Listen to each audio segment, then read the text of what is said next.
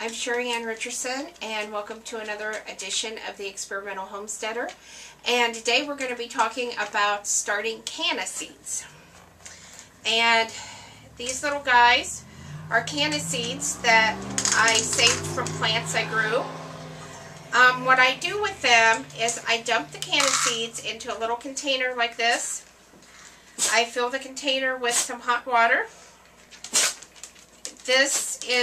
These seeds will absorb this hot water.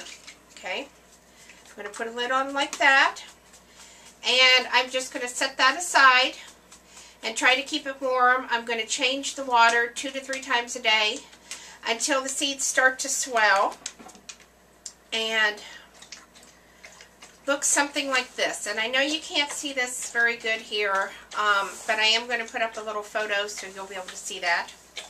And what these canna seeds have done is they have started to sprout and grow this little tiny root. Now you don't want to damage this root. So what I do at this point is I take these little tiny peat pellets like this. You can do them one at a time, or you can do quite a few of them. I fill again with hot water because this peat pellet needs to absorb the water, and I just set that aside and it will absorb. And when it's ready to plant, it's going to look something like this. Okay, so then what I do is I take my tweezers. There's already a little indentation in here, but I like to make it a little bigger just by gently pushing the soil aside. I dip in here. I pick up one of my rooted canna seeds very gently again. I want to place the root down like this. Okay, you don't want to really press that or anything because you want it to make good contact, but you don't want to break it. And then I'm going to gently press on the sides of this just to kind of press that together. I'm going to take a little bit of vermiculite like this, and I'm going to sprinkle it on top.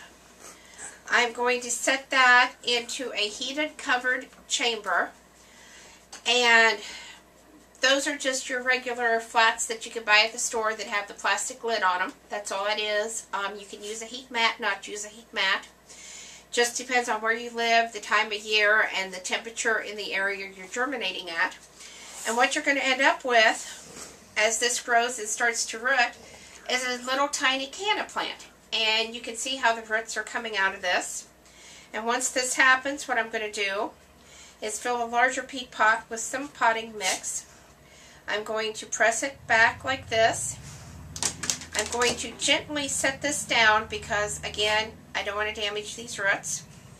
I'm going to press this soil around it. I'm going to set it in a flat, and I'm going to water this. And you want to fill it as full up as you can with water so this peat pot can absorb the water, because if you don't, this peat pot will wick the water in the soil away from the roots, and the plant will eventually shrivel up and die.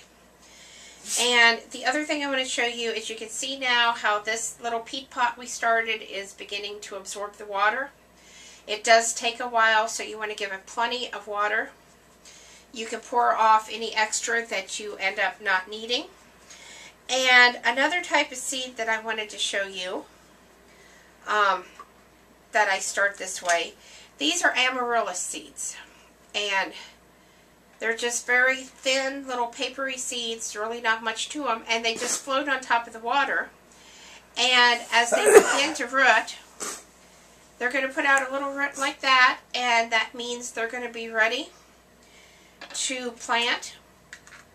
Just like you did the canna seeds, you do all seeds the same. The other thing is, don't forget to make some labels. You don't have to put a date on them if you don't want to, but you should at least put the name of the plant, because otherwise you're going to have all these little seedlings and you're not going to know what you have. And so that is the basic way to start seeds. Thank you for watching, and have a good day.